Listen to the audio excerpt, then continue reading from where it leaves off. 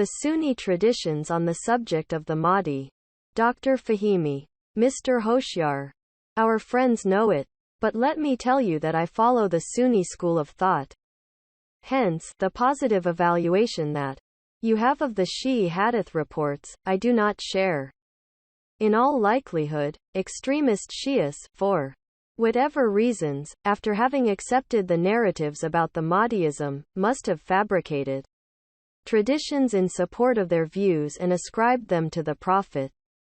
The evidence for my contention is that the traditions about the Mahdi are recorded only in your Shi'i books. There is no trace of these in our authentic, Sahih, compilations. Yes, I am aware that there are some traditions on the subject in our less reliable compilations.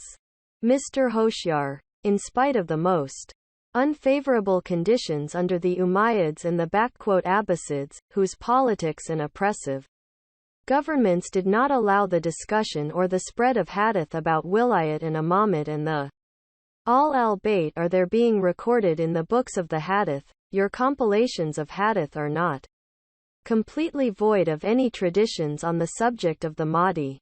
If you are not tired, I may cite some of them for you. Engineer Madani. Mr. Hoshyar. Please continue your conversation. Mr. Hoshyar. Drive. Fahimi. In your compilations, the Sahih, there are chapters devoted to the subject of the Mahdi in which traditions from the Prophet have been recorded. For example, the following Abd Allah reports from the Prophet, who said, and quote, "The world will not come to pass until a man from among my family, whose name will be my name, rules over the Arabs." Tirmidhi has recorded this hadith in his Sahih, and comments, and quote, "This hadith on the Mahdi is reliable, and has been related by Ali b. Abi Talib, Abu Sa'id, Salma and Abu Huraira. Ali b. Abi Talib has narrated from the Prophet, who said, and quote, "Even if there remains only a day on earth, God will bring forth a man from my progeny, so that he will fill the earth with justice and equity as it is filled with tyranny." In another hadith, Salma narrates that she heard the Prophet say, and quote, "The promised Mahdi will be among my progeny, among the descendants of Fatima." Abu Sa'id al-Khudri says, the Prophet said, and quote, "Our Mahdi will have a broad forehead and a pointed nose. He will fill the earth with justice as it is filled with injustice and tyranny. He will rule for 7 years. Ali b. Abi Talib has related a tradition from the Prophet, who informed him the promised Mahdi will be among my family. God will make the provisions for his emergence within a single night.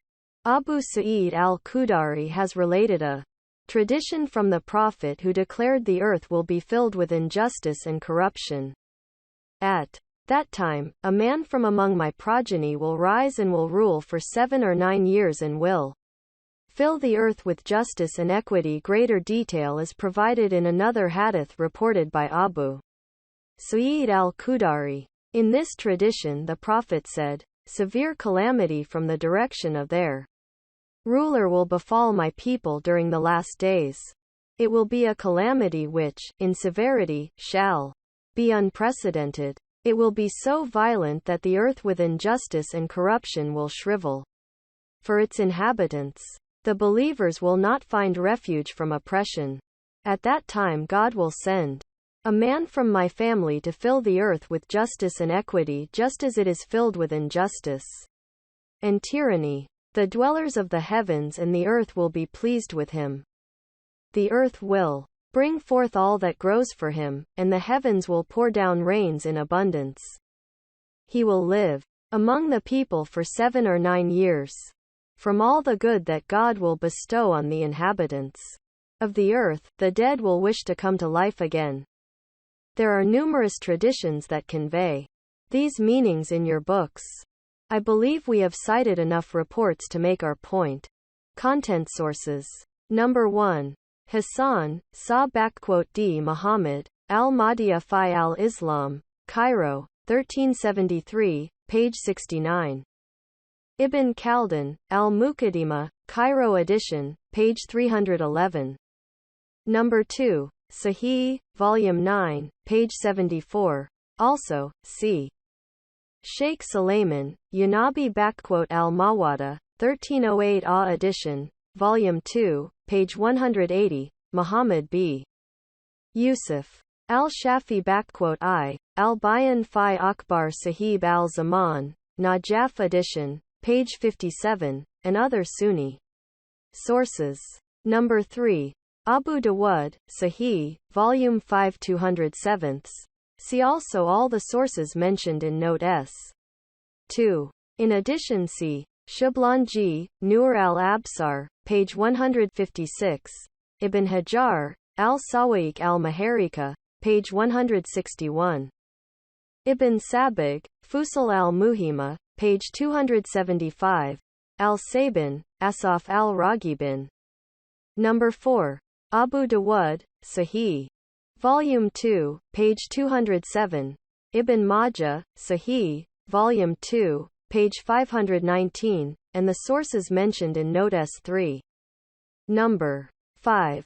Abu Dawud, Sahih, Volume 2, page 208, Fusul al-muhimma, page 275, and numerous other Sunni sources. Number 6. Ibn Majah, Sahih, Volume 2, page 519. Also, Ibn Hajar, al-Sawa'iq al-muharriqah, p. 161. Number 7. Ahmad b. Hanbal, Musnad, Volume 3, page 27. Number 8. Ibn Hajar, al-Sawa'iq al-muharriqah, page 161. Yanabi, al-mawadda, Volume 2, page 177.